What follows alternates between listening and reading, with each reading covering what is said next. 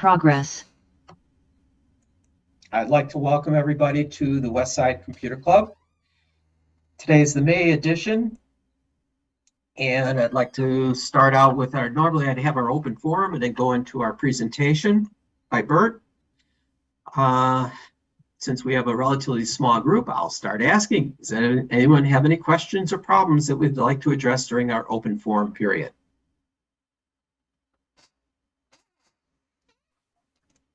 Didn't think so. I'd ask. Anyways, we could just go right into our presentation by Burt. Burt, are you ready?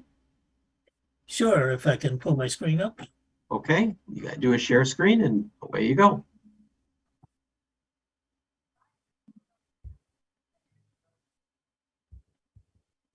All right, let's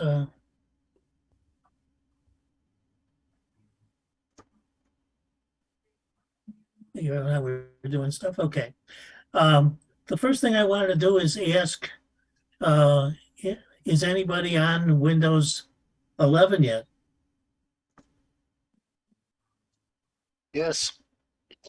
You got two. Okay.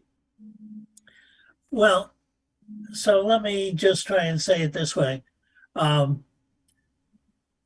December, I decided that I have half a dozen Windows 10 computers, and Windows 11 was out almost a year and a half, and it wasn't going to go away, and it wasn't going to change too much more. So I decided it was time to buy a new computer. And because there were sales around Christmas time, I was able to get a ridiculously good deal on a new computer. And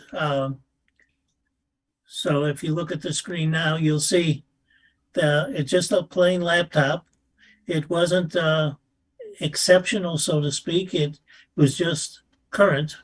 And compared to the Microsoft Surface original computer I was using until then as a main computer, it is substantially better and faster and easier to work with. But what I wanted to say is that, I have a philosophy of how I do things that may be different from many people in the group, because I consider myself a vanilla Microsoft person. Over the years, I've been consultants to Hewlett Packard. I've been consultants to Microsoft on various items. And so I try and work with computers in a way that I can support other clients in a sort of a basic way to keep them vanilla on Microsoft as well. And in the business world as a CPA, it's kind of tricky to support people in that way, mostly people who are small practitioners in the taxes and accounting world. So anyway, as it says on the screen, I have been a seeker.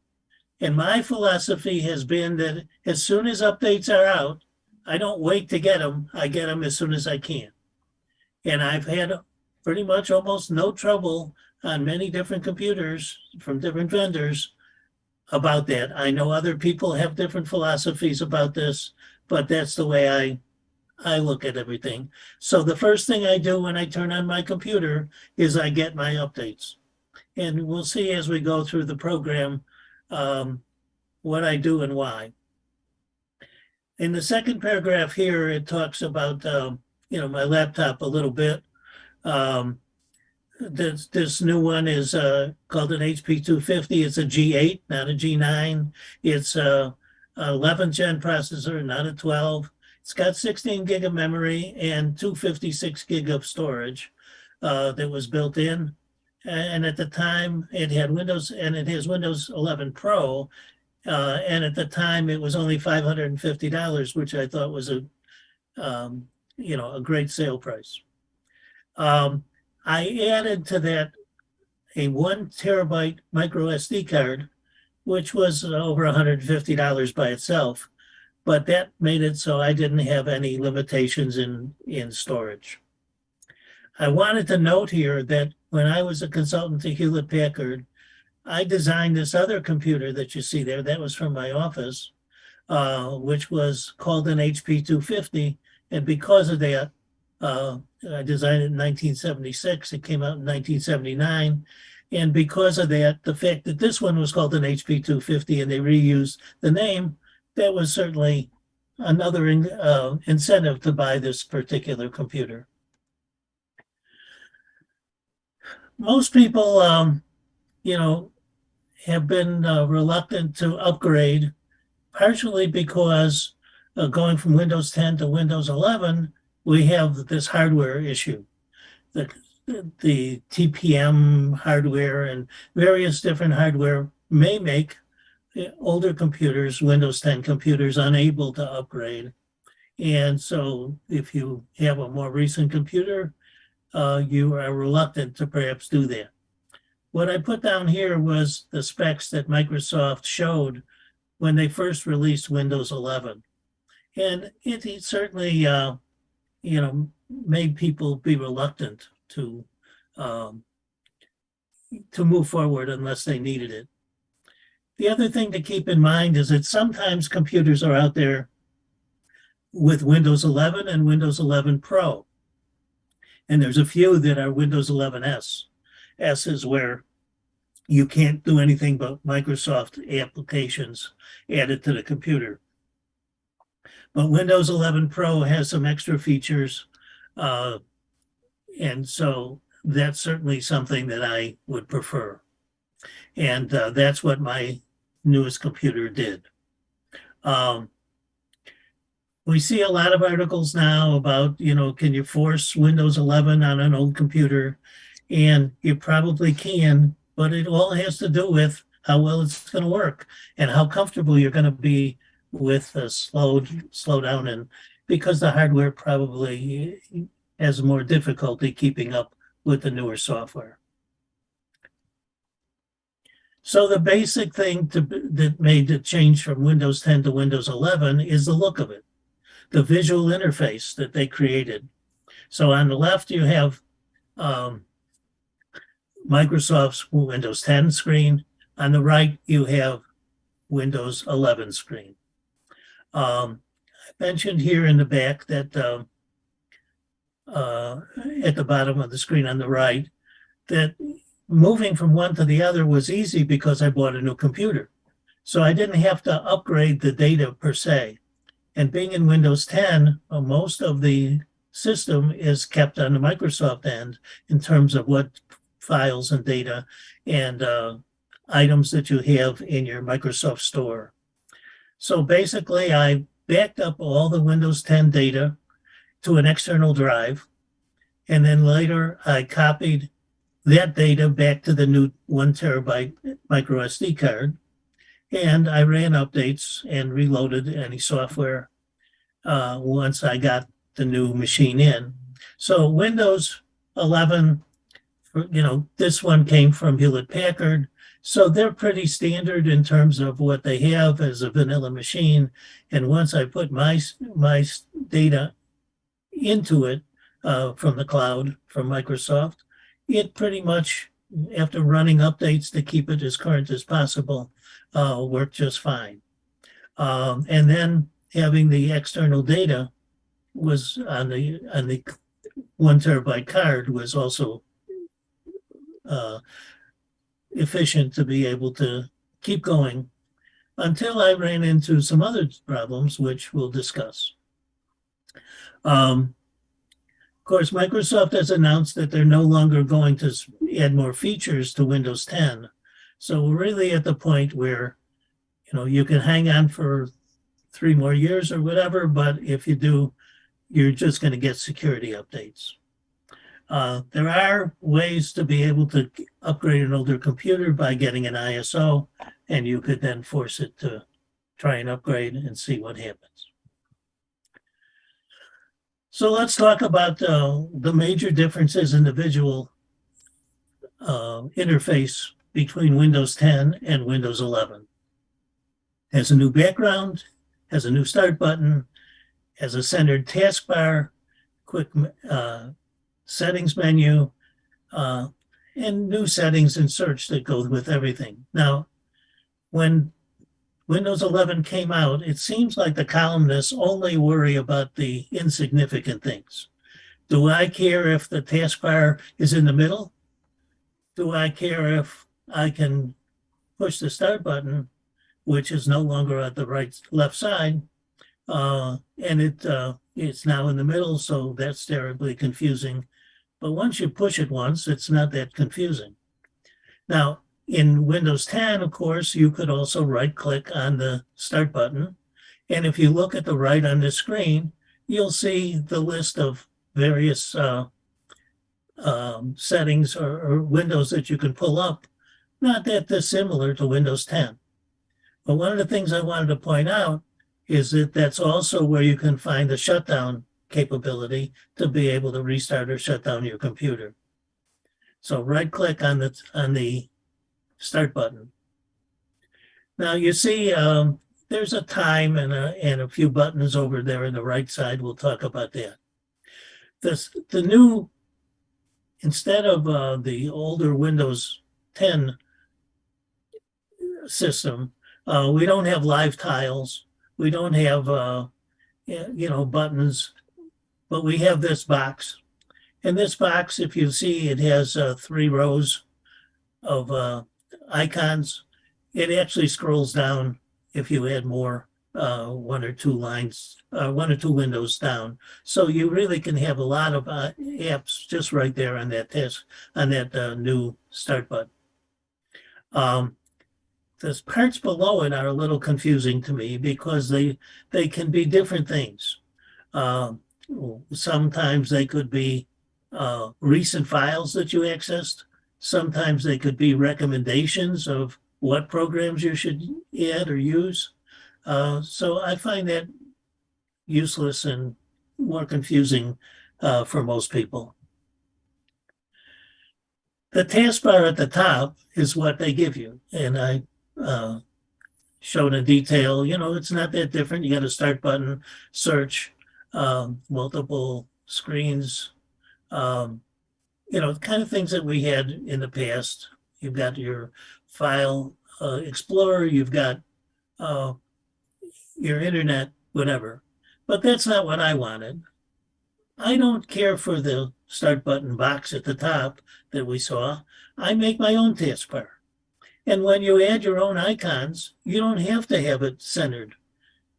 As a matter of fact, they've now changed it so much that they added on a feature to say that if it doesn't fit, you get a second. It doesn't make 2 lines like Windows 10 did, but it makes another section with additional icons of apps when you push the 3 dots, an extended toolbar. So if you kind of look this over a little bit, on the left side, what they put is widgets. Widgets is sort of like Microsoft Start. It's just boxes that really come from Microsoft Edge for the most part, and tells you weather and time and maybe traffic. On mine, I get a box that has a camera view of a close by intersection. So everything is different based on where you are and what your setting is, but the widgets pop up and take over the left side of the screen, and they've even made some features where it can expand across the screen. It's kind of thing like you poke at once, or it shows you the temperature right there, right on it, or in this case, that icon shows it's raining or snowing. So it's just, again, more information without having to do too much right on the taskbar. If we look across the taskbar, the first thing after the widgets is the Start button. And then we get to the search button. We'll talk about that in a while. It also has the ability to have multiple desktops, so you can set up separate screens, although I think when you close down, the second screen disappears. But if you want to put, say, several files in a second screen of things you're working with and just work from there instead of having other things in the way, it's something you can do. There's an icon there that looks like a camera that I haven't discussed because it's text for Microsoft Teams, which isn't something that I'm using, but when you put in Teams, it adds that in. The most important button here, aside from the Start button, is the Settings button, and we'll talk about that at some length. The next icon is the Microsoft Store, Microsoft Edge, which is the browser that I use. There's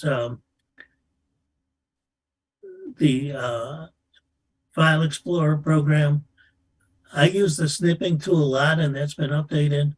There's OneDrive, Access, and then I have a lot of Microsoft Office programs there. You can see across the screen. And moving over to the right, after the extended toolbar, you can see quick access menus, which is something we'll discuss, which is something new and useful. There's also power, showing your battery power on my particular laptop right there, along with clock and notifications over on the right side. So let's go to the next screen. All right, so here we are in the Start button. On the left side, you can see that's when you right click, you get all those different things, including the button, the section at the bottom, which says shutdown and restart, like we saw before. Then they went ahead and they added little icons at the bottom of this window that wasn't there originally. And of course, when they did that, they didn't tell you what they were. And these tiny little icons are one of the frustrating things, if you're not familiar with them, that get in the way because you're supposed to know intuitively what the picture is. So if you look at the definitions at the bottom that I provided, you got documents, downloads, music, pictures. So really what these are folders from your File Explorer. But somehow they decided that they would put them, to make them handier, right there at the bottom of the Start screen. I wanted to also point out that while I have taken my apps and put things I care for, it's different on everybody's computer as to what apps you have. There is a button there towards the top right called All Apps. And when you click on that, it gives you a list of all the apps, and you can pin them to the Start, which is this box, if you want to do that. Or you can put them on the taskbar. So there's those choices, but when you can't find the icon you want, that's one way to get it. The other way to get it is to do search. I don't know if you can see it or not, but the search bar at the top is a place where you can type in a name. So say you want something that isn't shown. Say I want Control Panel. I could type in Control Panel and it will pull up that app. Now, over on the right, we also have different settings that you have in the Start button here that you can choose. And the last thing at the bottom is another place to be able to shut down. The last icon at the bottom right is the shutdown button. Shutdown, restart, or whatever. So that's a second place to be able to turn your computer off. So keep that in mind. For convenience. Now let's talk about search. One of the biggest things that they decided to do was when you click the magnifying glass, or when you type in a search box. Some people have the search box on their taskbar. I don't. I just have the magnifying glass. When you click on it, it pulls up this screen. And you notice that one of the things it does is list the most recent programs that you've accessed. So whether you want them there or not, that keeps going automatically as presumably a convenience, but I'm not sure from a privacy point of view if that's always a good idea. In any case, search is supposed to be more efficient. You could type a file name, or you could type an application. You could, search for different Microsoft Edge information. And then most recently, they've added Bing search. And so there's the ability to through Edge to be able to get the Bing search and ask anything. So that's sort of the status of search. This was one of the major features that they talked about of moving to Windows 11. I said before that settings was the most important thing that has changed. The settings screens are completely different in many ways. And so there's so much detail that's available to you, it's overwhelming. The first thing is when you click on the settings icon, the top left there, you pull up this window. And the first thing that I do when I turn my machine on is do a Windows update. And that's the last item on the bottom. It used to be in the older systems on the top. So it's the last items on the bottom. And I come over there and I run Windows Update, which, because I always want to have the most updated features or changes that they have, because they put security things in there. And there are some ways to set it so it does it automatically. They sometimes say, oh, it all does it automatically. I don't trust that myself. So as a user, I always, when I turn my machine on, go to Windows Update.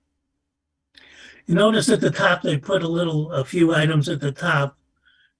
In case there's a Windows Update, it might show you, well, it shows the last time you updated. It shows perhaps a warning or something that you have to do. It shows if your OneDrive data has been backed up. And it takes you, I have Microsoft 365 Office stuff, so it's got an icon there first going to that. If you look at this list of items, this is the systems list that we're looking at. And so there are more items in here than we've seen before. There's one on the clipboard. There's one on projecting to the PC. There's troubleshooting icon. And each of these things, of course, will give you more features or description of things you can open up with more detail. Notifications. A lot of people don't like so many notifications. Well, that'll get you a place to set it. Monitors, same kind of thing. Moving forward. So this is the Windows Update screen on the left side there. And so the first thing you got to do is when you click on Windows Update on the other screen, you would click on Check for Updates. And you would think that's all you got to do, but that's not the case anymore. Underneath the update screen below, there's this Advanced Options. It turns out that under Advanced Options, on the right side, you can see one of the options tells you if there are, this towards the bottom, additional options. If you have driver updates or something that are there, it will give you a number that says 1 or 2 or whatever is available. And that's where you would get those extra updates. Mm-hmm. And I don't know if most people realize that that's added to Windows 11. So I have had some driver updates that came through that way, especially things like Intel updates. And if you don't know to look for that, you wouldn't see it at all. So that's Advanced Options. The other thing that just changed recently is the bottom of the left side, where all of a sudden they added a button at the top that says, get your updates automatically as soon as they're available. Well, I'm not sure what that does, and I'm not sure what updates it does. It's new, and I haven't tried it yet. So, you would think that you could do that before, or you thought it was happening before. So I'm not sure what the detail is of what updates they're providing. Next screen has to do with, I use a Bluetooth mouse, and on the left you can see it's a Bluetooth Sculpt mouse. And one of the things, you can add different devices, whether they're printers or various types of devices. There's a phone link, there's cameras, there's mice, touchpad, if you have a touch screen. And there's also, even at the bottom, there's USB. So you want to be, careful that you're providing, if you need to find where to add something, check over here under the Bluetooth and devices, or move over to one of these other subcategories for devices. Once in a while, your mouse gets lost. And this is one place where you could go back and reinstall it. Now, there's still a control panel, but of course you can't find it too easy unless you search for it. But it is there, the same as it was before. They also put in updated Task Manager that has more features. One of the things in Task Manager that you may or may not realize is it has a place to adjust what apps start up when you start your computer. And that's a place to look for the list of what you want or don't want.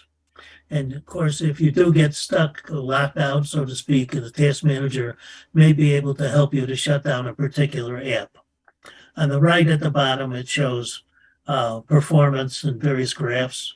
And poking in there, you can get more useful information if you're interested. Now, the taskbar is, of course, one of the things that everybody complained about at the very beginning. And there are certain settings here that you can do. People sometimes always want what they can't do. I want it on the top, I want it on the bottom, I want it on the side. I want it to be on the left, I want it to be on the right. And there are some third-party programs that provide that. But the truth is, just use it the way you want. And none of those particular things are important for most people. If we come over here to look at the screen, you can see that there are certain things you can adjust. For instance, if you don't want widgets, you can uncheck it. You can turn it off. If you don't want the chat button, you can turn it off. So there are some things you can adjust automatically right here under this taskbar section of settings. Some apps have an icon that has badges on it. And so that some people like that. I got so many new mail items and it has a number to tell me there's so many items there as a reminder.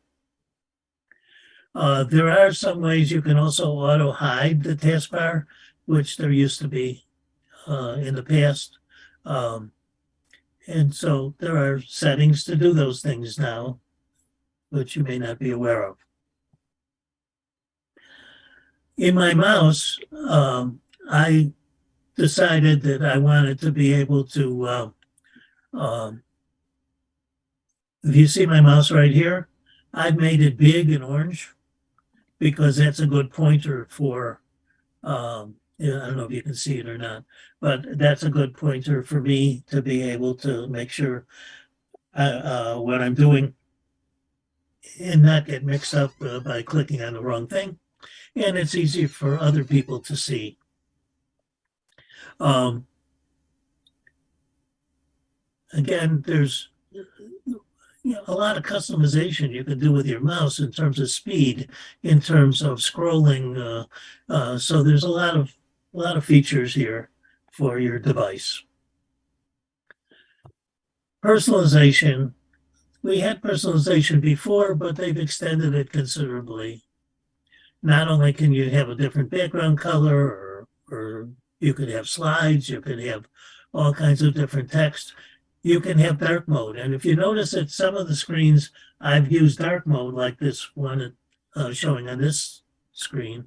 And some are a regular, not dark mode, light mode, I guess you'd call it. And so we have this different themes you can have. You can create a lock screen with the personalization. You can change information about how you type text, text sizes. Different things are going to be there in personalization. You may not expect that that's the place. So clicking in settings under personalization, you'll find lots of things, including the start button there.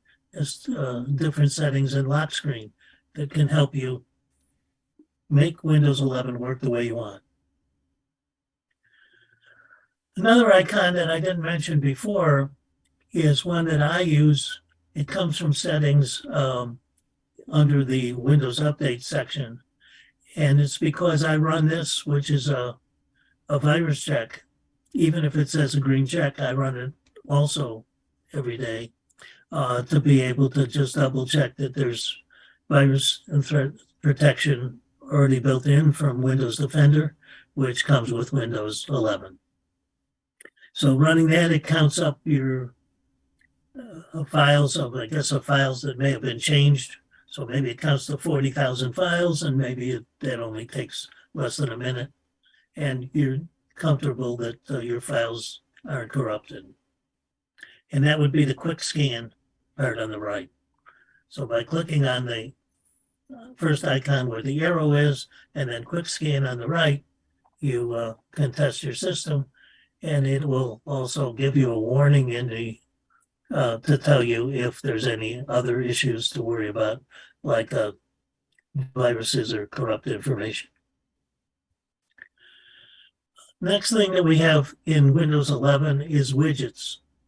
And that's, I gave a little box here with what a widget looks like when you click on that icon. And so you got news, weather, traffic, top stories, videos, and customizations. I haven't tried the customizations myself, but basically they're saying, okay, you can filter certain things out. But basically to me, it's just the same as Microsoft Edge boxes. On the right side is where we have that different desktops. So I set up, you can see at the bottom, there's two different desktops, and you can put different apps in different desktops. So it may give you a way to work with certain groups of files already in there and not interrupt what you might have on your desktop normally. The next most important customization that you can do is under settings, acceptability settings. Now, typically people think, well, that's for somebody who's can't see or can't hear or whatever. But there are a huge amount of accessibility settings that you can have here. Text size is one of those things that I found to adjust it to comfort level for me. If you look at the bottom right, you see there's the 4 boxes there. Picking the right kind of style based on what you're comfortable with is another part you can do. You can, if you look there in the top, you can see you can have color filtering if that were something that were useful to you. A couple items below that is captions. You can now have captions on videos as they're running. Below that, speech. I now often dictate things into the computer because the speech recognition is better than it's been. Not perfect, but at least it's there to dictate information around. My computer doesn't do eye control, but I guess some must do that. That's nothing that I'm familiar with. But, you know, based on things like Windows Hello, where it recognizes your face, my computer doesn't do that, but many do. You can adjust in your mouse pointer how you click or like the timing or how many, if you have a wheel, how many lines it scrolls through back and forth. And of course you have the magnifier, which you can set. And there's also a contrast setting that may be useful to you. So accessibility has changed a lot in Windows 11. Another icon on there is the Microsoft Store, which I use because I have many apps that I get from the Microsoft Store. Most of Windows is composed of Microsoft Store apps, but they do require updates. And so when you open up the Microsoft Store icon and you click on Library at the bottom left, it then opens up to the screen on the right where you can then say, get your updates by clicking on updates,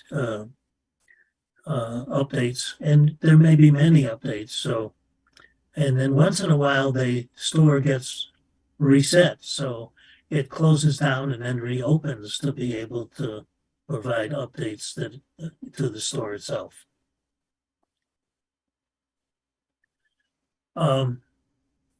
Here's a big difference in Windows 11 that wasn't there before. On the taskbar towards the bottom right, when you look at the various pieces, you look over and it has the sound and it has the Wi-Fi icons. Underneath that is this new thing called a quick settings menu. And it has a lot of features to it. So first of all, you can see that my Wi-Fi address is up there. And if I wanted, I could switch to a different Wi-Fi with that icon because it would pull up the network configuration section. The other thing is I have Bluetooth on. So it has the Bluetooth mouse. And again, if that Bluetooth gets disconnected, this is where you can quickly go to and turn it on again. By clicking on that arrow, it will then put it back. So I don't know why Bluetooth disappears sometimes, but when it does, if it does, this is the easiest place to go to change it. Next to that is airplane mode. So if you're in a situation where you need airplane mode, which basically just turns off your Wi-Fi connections, you can just click on that or then click on it again and it'll come back on, your Wi-Fi back on.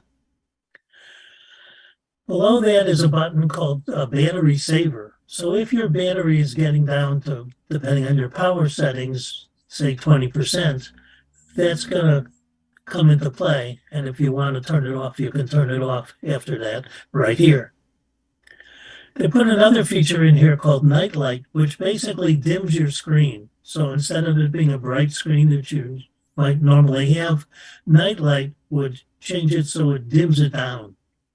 It's not a lit keyboard like some computers have. Mine doesn't, but it does, make it easier on the eyes if you're, working at night. Next one is accessibility. Well, basically, that's going to open the menu that's over on the right. And that's going to give you choices to quickly turn on or off some of the accessibility features, like live captions, as an example. The other thing this quick settings menu does is it gives you the chance to change the brightness, easily change the brightness of your screen. So by dragging that across the bar one way or the other, you can adjust the brightness of your screen. And below it, you can adjust the sound quality on your screen. If you have multiple speakers, for instance, the icon at the right of that bar gives you a chance to change which speaker systems you're using for your screen, for your program. At the very bottom, you have a setting that tells you how much battery you have left. If you're, in my case, it's plugged in, so I've got 100%. And then you've got this little pencil icon and a control icon, and that's for more settings. The pencil icon takes you to something else that we'll talk about, which has to do with focus groups, focus settings, to be able to limit being interrupted if you're in a meeting. When we, so I've listed the various things here.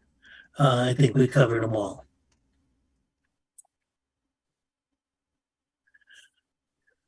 So this has to do with the focus group settings. So you normally have an icon at the right at the bottom, and it's going to have the menu with the calendar on it. It's going to have notifications that come across at the top, as an example. And then at the bottom, you've got that button that says focus. And focus is the ability to say, okay, I don't want to be interrupted with anything. So there's a time setting there. In this case, it shows 30 minutes. And when you click on that, it pulls up a box that lets you limit your access, but it does let you have a break. Or you can click skip breaks. So for those people who don't want to be interrupted because you might be in a meeting, you might be in some place where you can't have any updates or notifications, that's a way to adjust for it, and that's in Windows 11. Now we're at the point of my biggest frustration with Windows 11 when I started. It's the new File Explorer and a button at the very top called Home. Well, it starts out thinking that there's no problem, it's the same as the old one. So you see it has various icons, desktop, documents, downloads, music, pictures. All that's normal, videos. And it shows a couple icons of how much disk space that you have for your various drives. So all that's normal until you go to use it. Because the first thing it does is it takes every recent document or folder and puts it in here automatically. And I find that to be horrible. And so the last thing I want to have is a whole screen full of recent things. I might have had a file, I might have updated it, I stored it away, and it's also referred to over here. That's not the way I work, and I found that to be extremely poor. So I decided I had to make a change. So up until now, I've always worked with all my files on a hard drive, on a micro SD card, or on the hard drive of the system, and not use much in the way of Microsoft OneDrive. Well, because of the way this is set up, the only way to use it usefully is not to use it on where you couldn't store a file on the desktop easily, is to start using OneDrive, putting things in the cloud in Microsoft's cloud. So that's what I did. It took a long time to decide how to set up the folders for the cloud and figure out how to be comfortable working with that. And, there are advantages, but there's also some disadvantages. So home is something that I would always stay away from. It's not desktop. There's also desktop. Home is something different. I just this week had a problem with working with OneDrive. I made a change to a file and saved it off as a different folder, a different item, file. And when I saved it to a different file, I then wanted to email it to someone. Well, it turns out that because they're working in the cloud, it didn't sync. And therefore, it would say you can't do it now because it hasn't finished syncing up to OneDrive in the cloud. And so basically, it's kind of like you had to wait till the next morning to be able to finish what you were doing because it wasn't synced to the cloud, so therefore it couldn't get to the file. Everything's in the queue until you sync it. So that's a warning, new warning. Let me explain more about OneDrive. Windows 11 keeps your files in OneDrive, right? And it provides backups and BitLocker automatically. Things you're stored there in OneDrive are automatically backed up from Microsoft, in Microsoft, and it has BitLocker security automatically. So you don't have to turn BitLocker on or off. If it's in the cloud, it's already BitLocker. And that's an advantage. That's a benefit that you don't, we're always worried about backing up and things. So if all your files are there, you know that Microsoft's got it backed up. Now, it's not like, there are lots of situations where companies are, having their stuff broken into and all that, but you probably don't have to worry that they're going to lose the files. Again, this editing thing is something that bothers me a lot. So let's get into working with OneDrive a little bit more over here. If you look back here at the screen, you see on the far right, there's these little dots. Well, they're green buttons. They were there in other ways in previous versions of Windows. But right now, they're status buttons. And so things have changed a lot in this area. So if you basically open up, right click on a file, you start to see the list on the right, not the far right, but the center right. And you see those icons at the top, which of course you don't know what they are. So for your convenience, I put down what they are, because you wouldn't ever guess what rename is or share is, because they've changed the icons completely, and they've talked about maybe adding back shortcut keys to some of them. But in the beginning, they certainly didn't have that, and so I provided the key here. Now, one of the other things that you'd see is the list of choices when you right click on a file is shorter than it was before. It's different. And so what they did is they upgraded it differently, but they put an item at the very bottom called Show More Options, and that pulls up the menu the way it was in Windows 10. So you can get to the things that they eliminated. So for things like cut, copy, paste, there are those icons. So they're not in the center icon list, they're only in the right list. So basically, getting comfortable with that is something you have to do using this new OneDrive cloud file menu system. The next thing has to do with something that I've always been uncomfortable with, is when you normally use the systems, it hides the extensions and hides the path of the files. In theory, people would say, well, you don't need to know where the file is, but I need to know where the file is. So I come back to this PC drive folder settings, and over there, change the settings to make sure that I can see hidden files, and which is optional. And I can see the full path, but most important, I make it so the extensions are not hidden. I want to know if it's an Excel or a PDF or a Word file. And so the extensions are extremely important, and they're usually hidden. So I come back here to be able to reset that. The other thing that happens with storage is, of course, there's a lot of temporary files and things that get put in there, and once in a while it's time to clean up. Now, there is a storage sense capability, and I have it on, but frequently I'll go back and pull up this, basically it's out of systems and storage icon, and that pulls up this screen that shows you the bars with all the different sizes of these major files that have data in them. And I click on the temporary files bar, and it would pull up the menu on the right, and then you can make a choice of which items to check to be able to clear. I'm usually careful that I don't want to clear the downloads or the recycle bin automatically, unless I take a look at it first. But everybody has a different way of doing things. If you're on my older computers, they always had smaller drives, and I was always running into disk space issues when I were doing updates.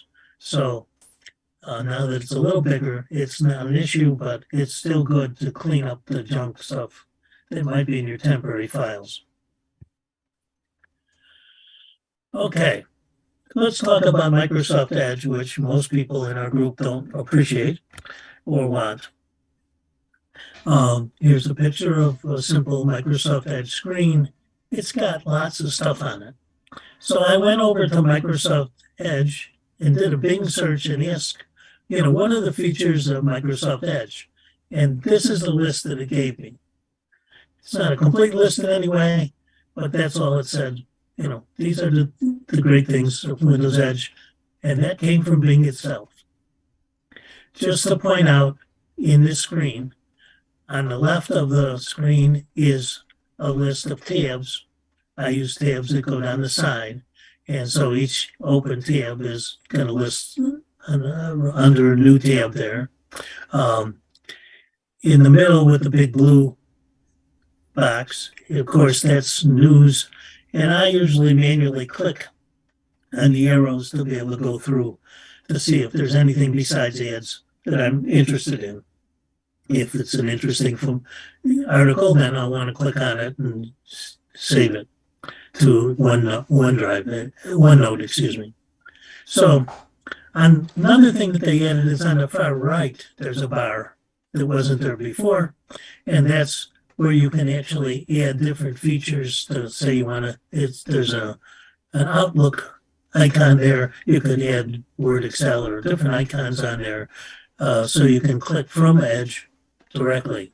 I think that's because some people use Edge as sort of their main screen and then work from there. Of course, Microsoft provides many ways to do the same things. So that's what's interesting. But using Edge has a lot of hidden things that you need to know. Here they are.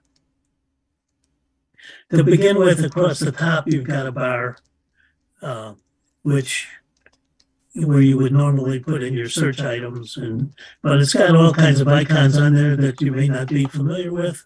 And so I tried to list them. If you point to them, they do show you these names. But for instance, if you want to see file history of all the sites you've accessed through Microsoft Edge, you can click on that icon that says history. If you have multiple email accounts, that user icon at the top is also something that can switch, so you can have different Microsoft Edge files for each user. On the far left at the top is if you have Microsoft Office, it puts that little box with the dots, and you can quickly jump to a Microsoft application. There's lots of settings. There's a bar that goes across, which are sort of your comfort settings, personalization. So you can pick, do I want news, sports, or pick different items to be in there, which sort of filters what items are being shown to you. One of the things that I want to point out is back here. One of the things in that where it says new tab and just above it, if you right click on that, many times you will delete or you'll close Windows or Microsoft Edge down, and you go to open it up and all your list of items are gone. But if you right click on that little icon in that left bar above the new page item, you get this list, and one of the choices in there is reopen closed tab. And I found that to be extremely useful to not lose the things that I saved and haven't gotten to go through yet. So keep that in mind, right click on that tab menu.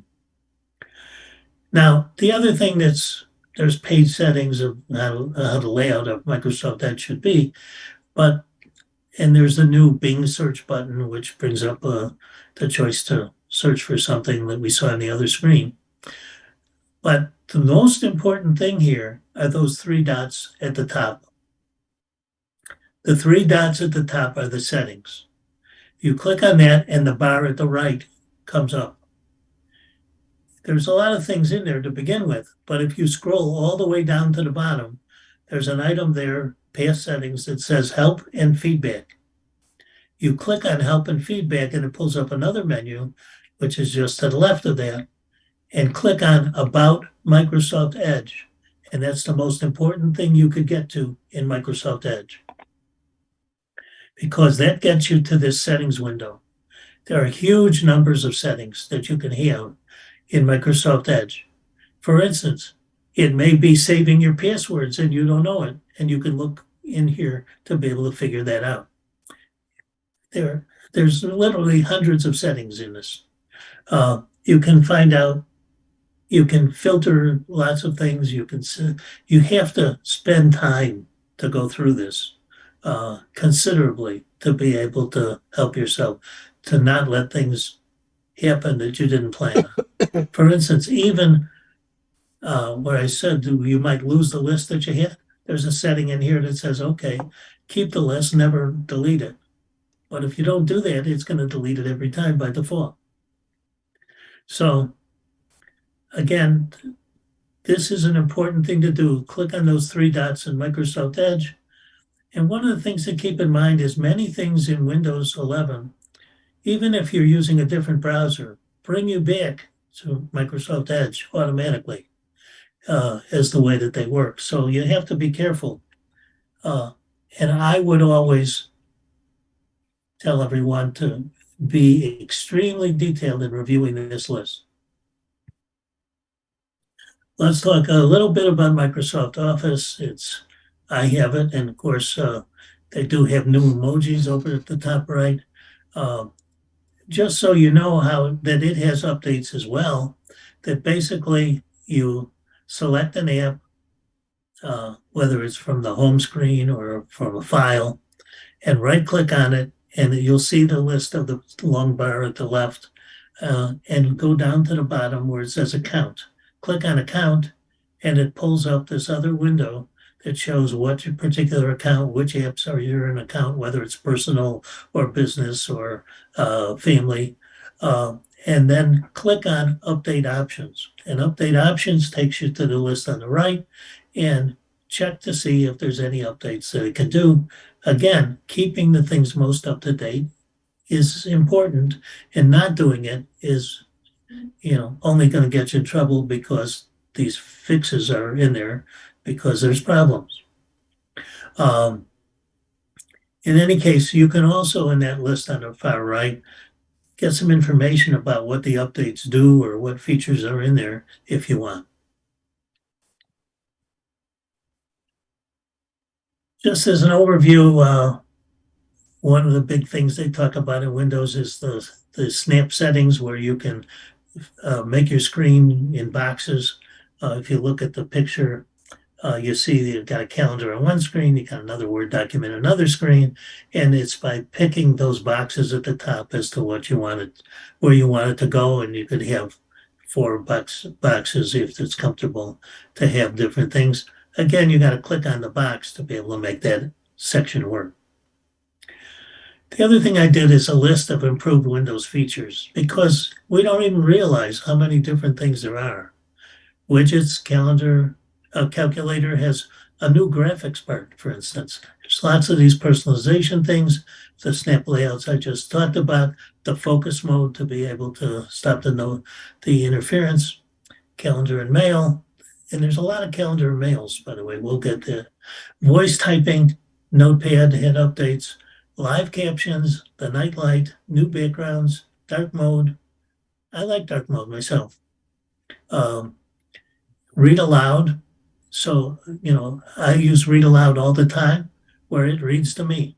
Select the text, click on read aloud, or whichever, different from app to app. If not, you can make your own icon in a menu bar by going to options and select look for speak, and it'll be there, and put that into the menu.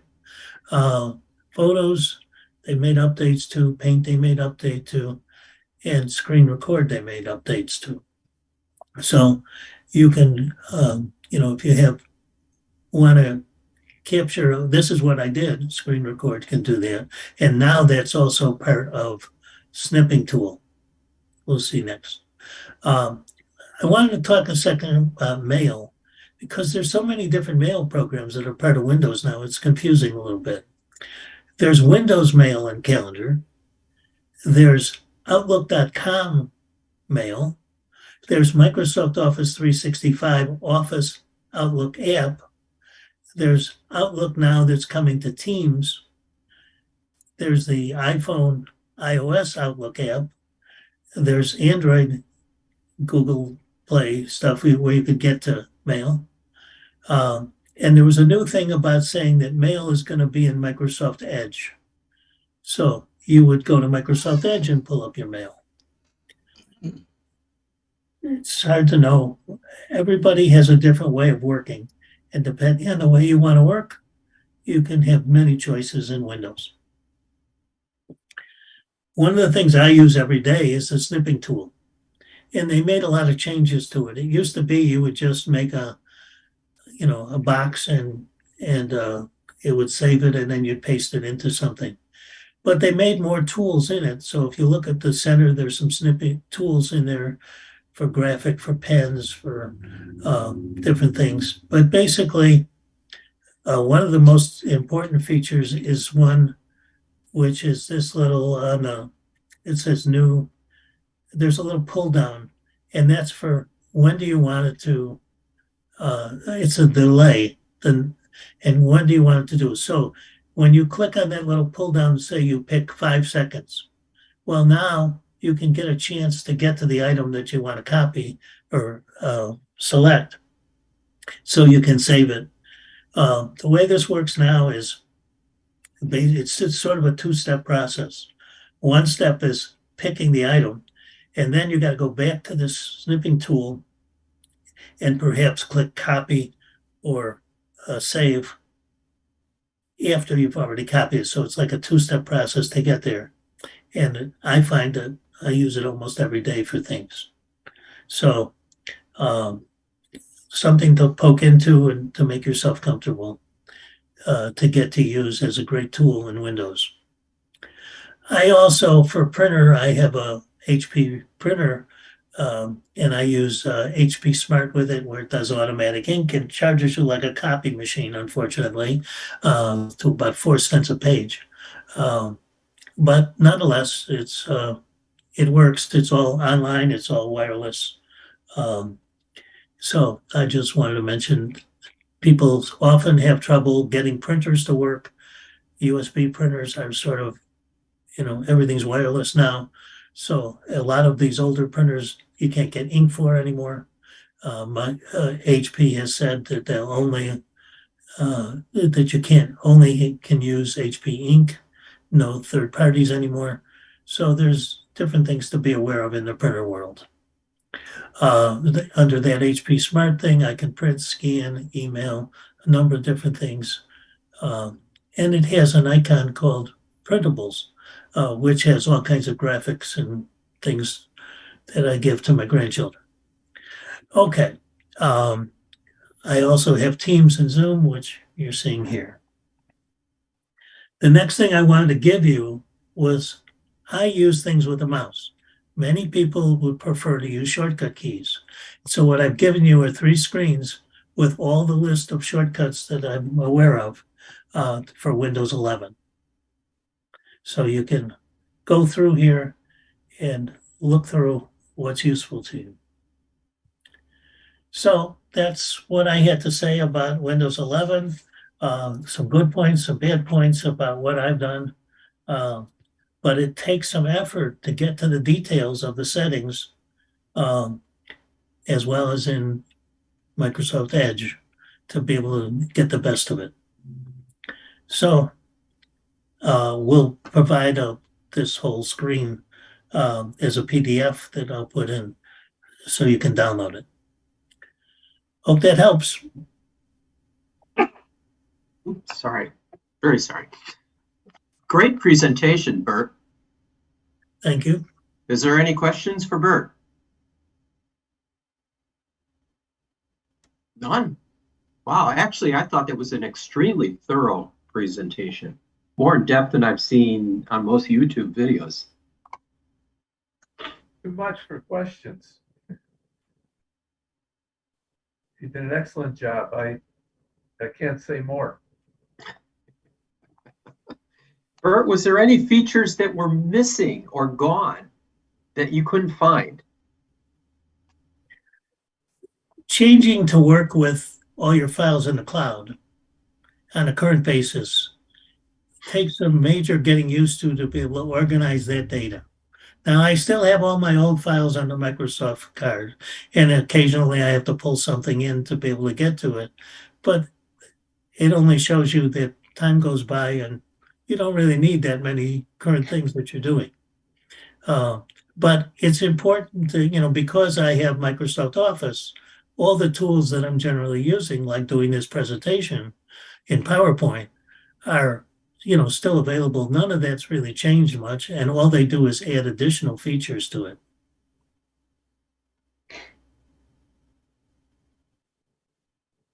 Now, I know most people in our group don't use Microsoft stuff the way I do, but I've done this for working on computers for 55 years now.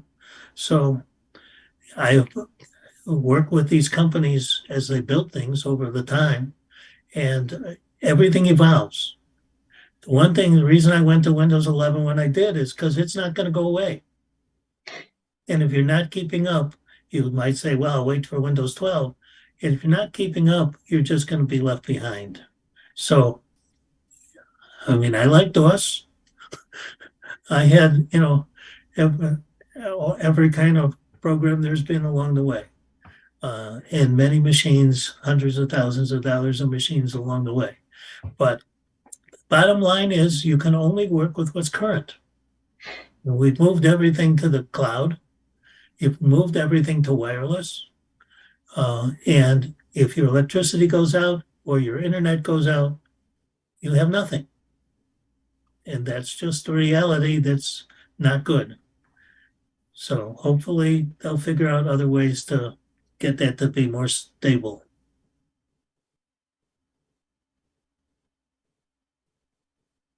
So that's my philosophy of the world. Bert, I have a question for you. Sure. You did mention that, well, from when you moved to your 11, from 10 to the 11, you copied your files to an SD card and moved them to. They first went to an external drive, and then from the external drive to the SD card. And the reason for that is I have an automatic backup. Okay. I would think you'd use flash drives instead of an SD card, but okay. Well, you always want to be prepared with multiple backups. Oh, I yeah. still have the machines that came from as well. And I keep up my Windows 10 machines as long as everything still works. Well, I have no complaint. I was just, when you said the SD card, I was thinking, boy, that's in my camera. Well, this is a 1 terabyte SD card, Well, that's which not is my camera. which is unusual and expensive. Yeah. But it fits right in the computer and, sort of just there.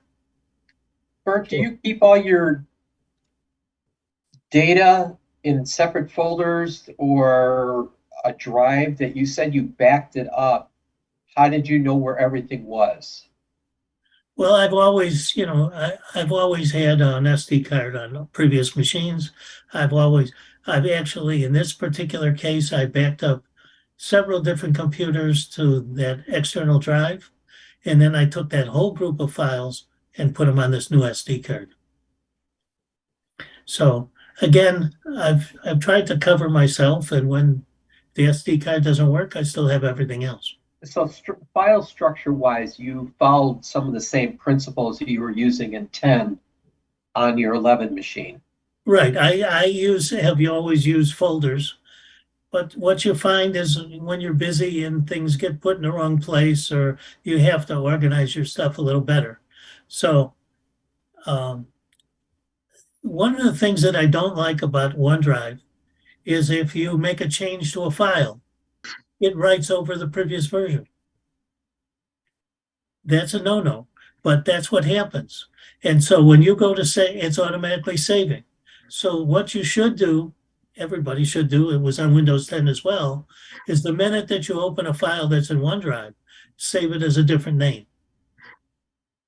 Never keep work in the file that's already there, because otherwise while there are file versions you can get back to, it's not going to be as easy the way you want. So the best thing to do is open a file that's in OneDrive, save it as another name, and work in there every time.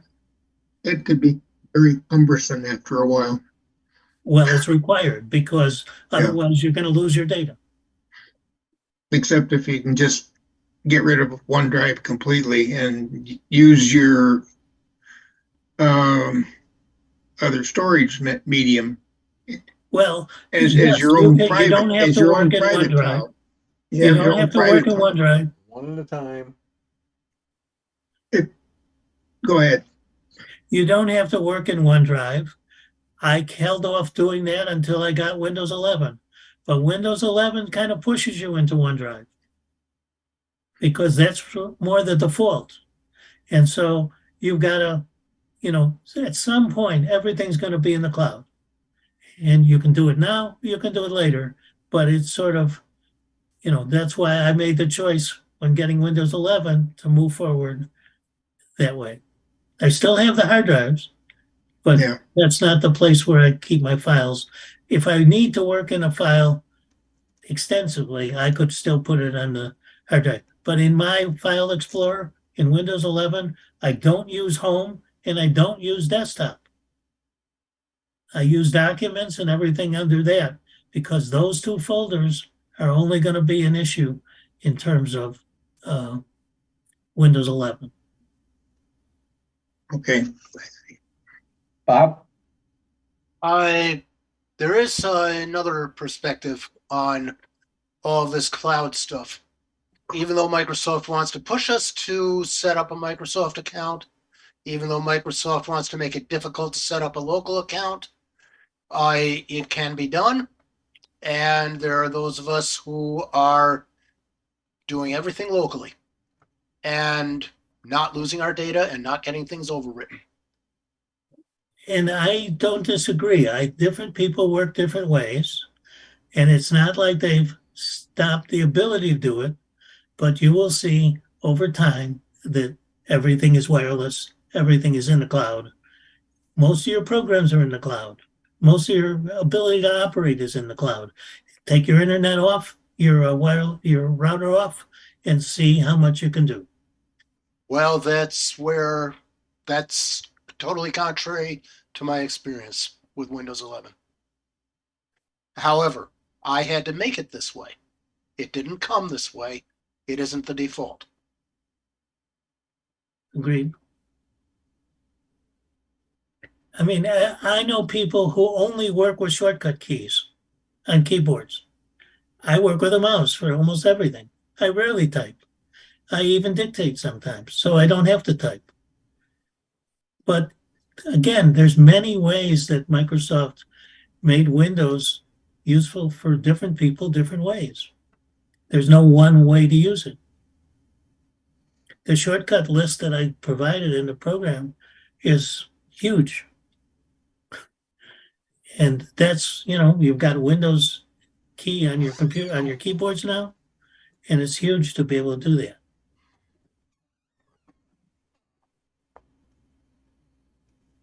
Anybody else? Any last questions? I still have to load the file into your, You could just put it into the chat. that's what I'm about to try and do. Do a copy of the file that you want and paste it into the chat, and it'll do it. And let me get around here.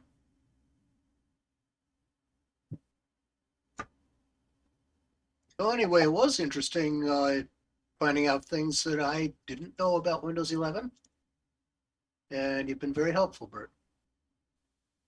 Yeah, actually, this video would do a good for a rewatch, because you blew up those screens and you gave us, legends of what the icons meant, and that helps a lot, in figuring this stuff out. Yeah, Well, it's unfortunate that they didn't do a better job in the program.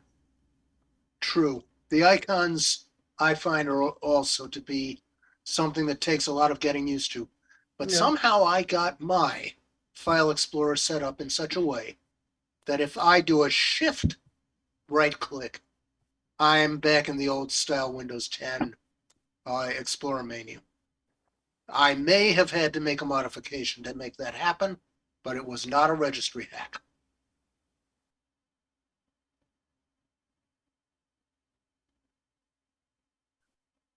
Okay, any other Figure out how to questions? get back to Zoom here.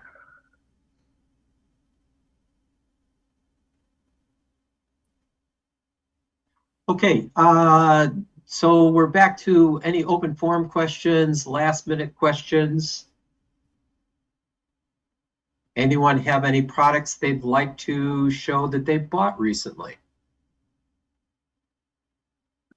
Oh boy, okay. Then the last thing I had on our agenda for tonight is we need topics and presenters for the remainder of the year. Does anyone have any topics or presentations they would like to do? More importantly, presentations.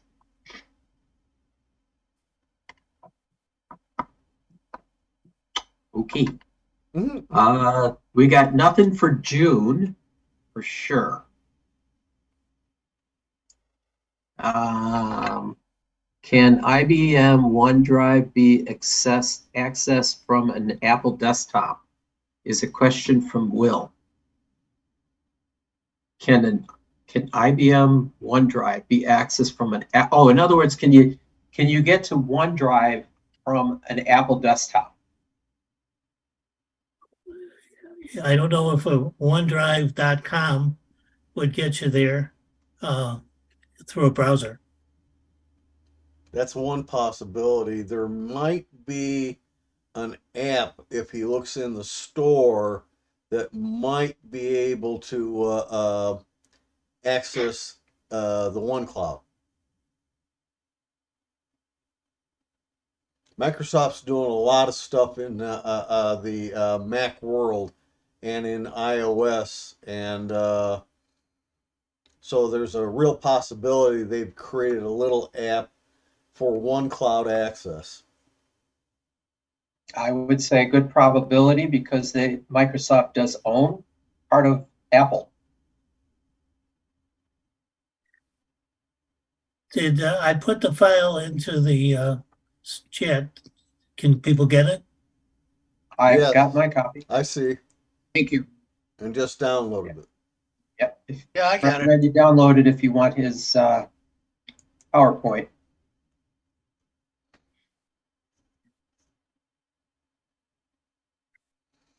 Especially the last pages with the shortcuts. Did not see any hands or people willing to step up to be presenter for next month.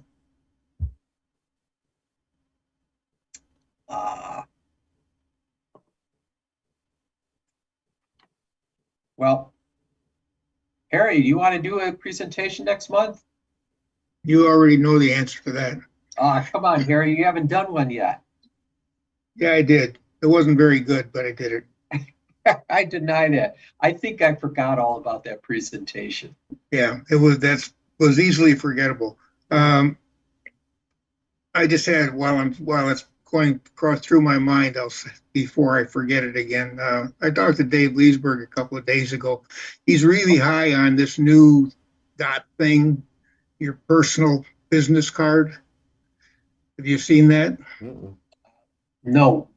Well, there's a bunch of stuff on the internet about it in the last couple of days that I got that just came through. I don't understand it, but he was explaining to me that instead of handing out business cards, you get this dot and put it on the back of your phone, and all you got to do is get near somebody else's phone, and it transfers whatever you want to send to them.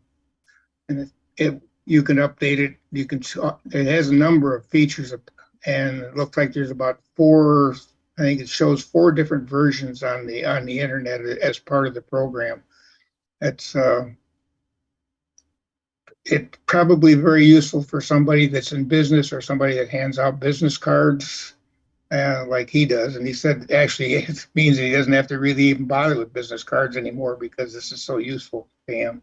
He was really high on it. So that was the first I had heard of it, and then it popped up on my screen that as an advertisement, and so I saved it. I was trying to look through it and see what I could understand, but I don't think there's anything there that I want to use. But Harry, I see. I'm not going to do a presentation on it. No, but maybe you can get David Leesburg to come and join us next month, and he could tell us all about it.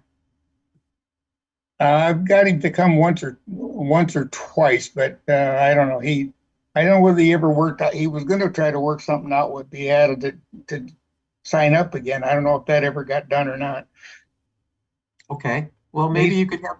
I don't have David's email address to be able to have a conversation with him. I can't remember. I haven't got it handy either. I usually just call him on the phone when I want to talk about something, so. Okay. And even that takes sometimes 2 or 3 tries to get him, depending on, he keeps fairly Okay. busy. He's a kind of a one-man salesperson for this boat club. Anyway, if I can contact him or if I talk to him in the next few days, I'll ask him if he would be interested in possibly doing that. He could contact you. I'm sure you've got your address yet. Okay. If not, you could give it to him. Yeah.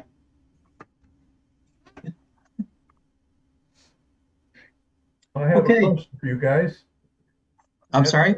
I have a question, and that has to do with business cards also. Mine is more or less an introductory card, but same style thing. And for the life of me, the pre-designed card paper, one style paper goes through the printer and prints just fine. Another style paper, the printer just won't print. It just slides right through. Any idea what it could be? Same weight said- paper. It's the Driver? first question was, is it the same weight paper? I don't have the weight of the paper. It seems like it's the same thing. It could be a hair thicker, the one that slides right through. Well, is it cover stock or paper? I don't Cover stock understand feels what like a you're business card. What was that? I said cover stock feels like a business card. Well, they're both business card design. We're pre-cut. Oh, I see. It's a pre-die cut sheet. Yes. You're saying one brand Well, runs fine? they're two different brands, and I can tell you what one brand is. I don't know what the other brand is. Okay. And I don't need a million of them. I was just trying to print, 8 or 6, 12, no, 10 or 20, because, I don't need a million. They're just to hand out to a couple of friends. So every time you use brand A, it works, but brand B, it goes right through. It slides right through. It won't stop the print. And it might be a hair thicker card paper. Well, usually there's a feature on most printers that when you're using heavy stock, instead of it going through the normal tray where the paper is stored to feed up through the printer, you have a slot in the back to put the card stock in, and it will print correctly onto it. The other possibility is, depending on how old the printer is, you may have worn out your rollers in the printer. And that's common on lasers that have had a lot of use, and they have to replace the rollers. I don't know of any inkjet that has replacement rollers. Okay, well, it is an inkjet, an HP inkjet. And I don't think it has a place to put it in the back, but I'll have to take a check. One of the things I would suggest also is take some rubbing alcohol on preferably something like a cloth. You could use paper towel, but I wouldn't use that because it'll fall apart. Right. But something like put some isopropanol on that and clean the rubber rollers, all the rubber pickup rollers. Because what could be happening is it's grabbing that paper and it dwells. In other words, it delayed just a little bit. So the timing isn't right as it goes to hit the sensor bar that shows that its paper is there at the right time. And if it's there at the right time, it grabs it and pulls it through. But in your case, it may be slipping and not getting there at the right time, so it can't register the paper to print it perfectly. So that's why it's ejecting. Try cleaning all the rubber pickup rollers. That's a good point. The other is on the printer. Some of them, it's from the front, and they have an adjustability of 2 slides, one on each side, for handling envelopes, so you can address an envelope properly. Well, if you spread those things out, usually that's where you feed in cardstock. Okay, well, the cardstock goes in well, and I think what Sanford said fits the problem because it starts to pull it in, staggers for a second, and then shoves it right through. That's it. That sounds like the rollers. Yeah, it sounds like the rollers. And again, it's a timing issue. It has to hit the paper has to, the leading edge of the paper means that when the paper is feeding through, the very first part of the paper, they call it the leading edge, has to hit a sensor or a spot at a specific point in time. And if it doesn't hit that spot in time, it's out of register and it'll just eject the paper. And that's what it's doing to you. Okay, All right. so clean it up. All right. Clean those up. If it still doesn't work, that means that paper's not going to work in that printer unless you have a rear feed to be able to have a more straight path to get through the printer. Because if the paper's got to do a flip or a roll when it's coming through, because usually they pull from the bottom from a tray and it goes around a cylinder and goes this way and across and printed. It's that action there, this twirling action, this rolling action, it slows it down. But if you could have a paper that feeds from the rear, it bypasses that, goes across the plate and straight through. Sorry, I know too much about printers. Yeah, I that's understand what you're saying. It doesn't go straight through.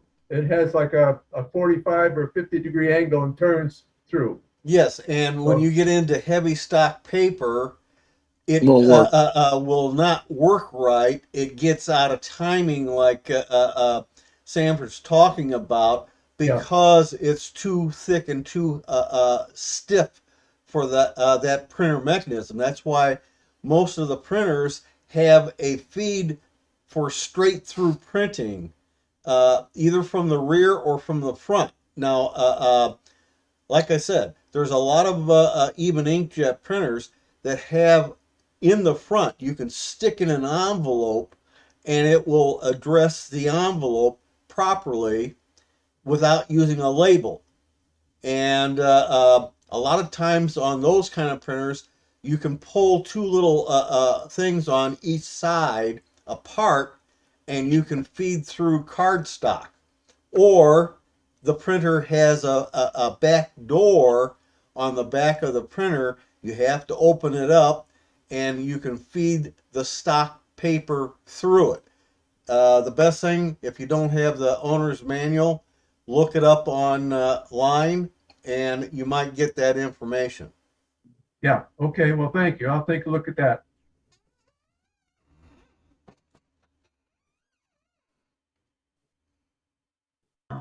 Okay.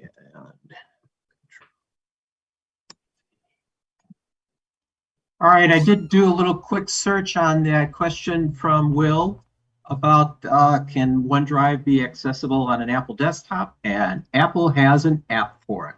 And I figured it. It's available from the Apple Store. So Yeah. you load that app on and you'll be able to access and probably log into your Microsoft account and be able to get.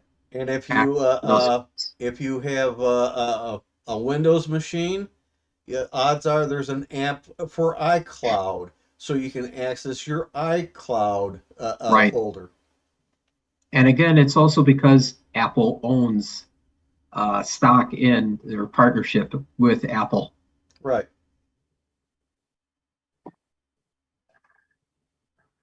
Hope that helps, Will. You got it. Just a quick look. That's all it took. All right, any other last questions? And I see we got nobody signing up for June, so we're going to see what happens. We can talk about that. Right. Okay. And anyone else have any last questions for the evening? Any updates on the website? Well, actually, we've been making a lot of progress on the website. You can look at the website. It's not totally functioning, because we're still ironing out a lot of back stuff that has to be fixed. And Tim and I only know so much, but if you go to ccs.org, you'll be able to see what the website looks like currently. We're not launching it, but it's limping around. We don't have the members only section is not working, and we don't have the calendar part working. There's a lot of parts that are not working. We're still working on putting content in and making sure the links work. The links work is the hard part that we're having to get through right now. Okay. Hope that helps you, Harry. And by the Okay, way, I just took a quick look and I saw there was a dated version of the tips and tricks letter in it, which, Yeah, that's not going to go away. That tips and trick part, we're leaving that as a placeholder till we figure out how that operates, that section. It was designed for us, but we don't know how it physically operates. it works. And It works real different. it works different. So we're leaving that old data and information that's in there just as like a place card, if you will. okay, So we know that it's there, then we got to figure out how it works. But before then, we need to get all our links working correctly, and we need to specifically try to get the calendar working and the members section working so that people could be able to start to log in and be able to pay for membership via PayPal. So those are our objectives. The tips and tricks part is down on the list. Yeah. Not Very top much. of the list. It's down on the list. But hey, Harry, if you feel that you want to come and help us with this, or anyone wants to help us with the website, please do. Just contact either me or Tim. Are you just using FTP to take everything up? Pardon? I'm sorry, Rick. Are you just using FTP or are you using a program or something? Well, it's all built up already on the WordPress. hosting site using WordPress. So we Okay. don't have the FTP stuff up and down. Right. It's all housed there. The problem we currently are having is removing some bad links that are in there. We have a lot of bad links that we have to rewrite, if you will. They're in PHPs, if you will. Got it. So, Rick, if you have more knowledge on this, feel free to help us. Well, I mean, I work on a website every day, but mine is a little bit different. I use a program, I use GoDaddy and their whole business structure. Right, So, and yours was designed that way, and luckily ours was designed. No, I have to do it myself. I meant you built it from the ground up using GoDaddy's tools. Yeah, well, I bought all their programs, and I didn't buy them. I mean, I use them. I rent them every month or whatever, every quarter. Right. You pay, for like your storefront. Do you know how to use WordPress? I played with it a little bit, but I haven't done it in like 4 years now. Okay. Any of the other ones, even FTP and stuff like that, because I used to have another program that used to do everything, but I got rid of that. And now that I use the GoDaddy, I just go basically in there and go to website and go to edit and then do whatever I want, and it automatically does everything. Yeah, we're doing much the same thing in WordPress. It's just FTP is available, but we're not using it. Yeah, FTP has gone by the wayside. I think I've read a lot about that nobody's really doing FTP and up and down anymore. Well, there are some, but most of them are developers of regular programs and stuff like that. They might use GitHub as an example, Right. and they'll do their own work on their own system and upload them to the GitHub site. And if necessary, they'll pull things down from that site or other similar sites.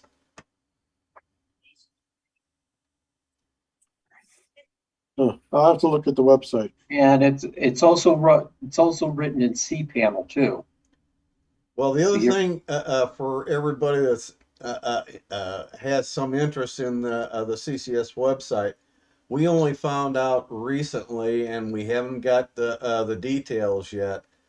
It looks like we have a double image, and we got to get rid of one of the images.